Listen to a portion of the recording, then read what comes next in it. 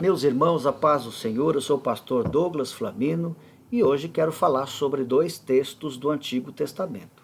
O primeiro texto é Gênesis 11, versículos de 5 a 7, e o segundo texto, Salmo 47, versículo 5. Em ambos os textos, aparecem duas vezes cada a expressão desceu ou desçamos, ou a expressão subiu. Diante destes dois textos, nós vamos fazer a seguinte pergunta: Deus desce ou sobe, mas Deus não é onipresente?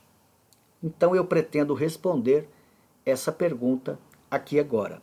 No primeiro texto, o texto de Gênesis, capítulo 11, versículos de 5 a 7, diz-nos assim em hebraico: Vayered Adonai lirot et ha'ir ואת המגדל אשר בנו בני האדם, ויאמר אדוני הם עם אחד ושפה אחת לכולם, וזה החילם לעשות, ואתה לא יבצר מהם כל אשר יזמו לעשות.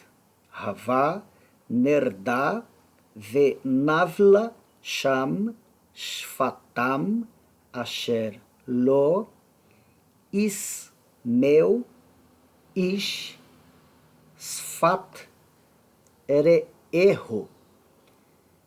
Em português, esses três versículos estão escritos assim na edição revista e corrigida. Então desceu o Senhor para ver a cidade e a torre que os filhos dos homens edificavam. E o Senhor disse: Eis que o povo é um, e todos têm uma mesma língua. Isto é, o que começam a fazer, e agora não haverá restrição para tudo o que eles intentarem fazer. Eia, desçamos e confundamos ali a sua língua, para que não entenda um a língua do outro. No próximo texto, o texto de Salmos 47, versículo 5, cuja tradução em português diz: Deus subiu com júbilo, o Senhor subiu ao som da trombeta. O texto hebraico diz-nos assim: Ala Elohim bitrua Adonai bekol shofar. Nestes dois textos, e eu destaquei em português, temos a expressão que Deus desceu e a expressão que Deus subiu. Deus desce ou sobe, mas Deus não é onipresente?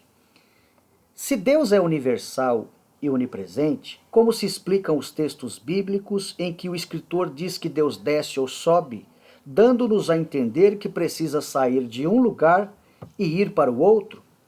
Descer e subir são termos usados como figuras de linguagem apropriado para que os primeiros receptores da informação, e que a nós hoje, por extensão deles, viessem a entender que era a hora e o momento de Deus executar tal ação, isto é, a hora de Deus agir. Essa forma de usar as palavras não quer dizer que Deus, ao descer, saiu de um lugar e foi para o outro, ou que, ao subir, deixou de estar em um lugar ou em outro, colocando em dúvida sua deidade. Precisamos entender que estamos falando de Deus e não do homem. Pois se nós estamos condicionados à vida da matéria, do espaço e do tempo, Deus, ou seja, ele é um ser imaterial, inespacial e atemporal. Aliás, este assunto pode se tornar mais extenso e virar pauta de discussão sobre a seguinte pergunta: o que de fato caracteriza-se por onipresença? Onipresente é estar em todos os lugares ao mesmo tempo, ou o fato de ter apenas ciência de tudo e de todos já é suficiente para ficar caracterizado a onipresença?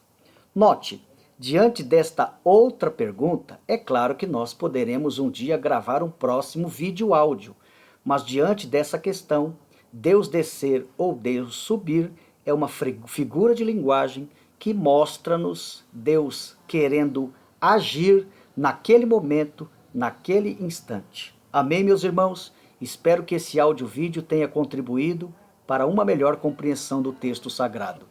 Deus vos abençoe em nome de Jesus.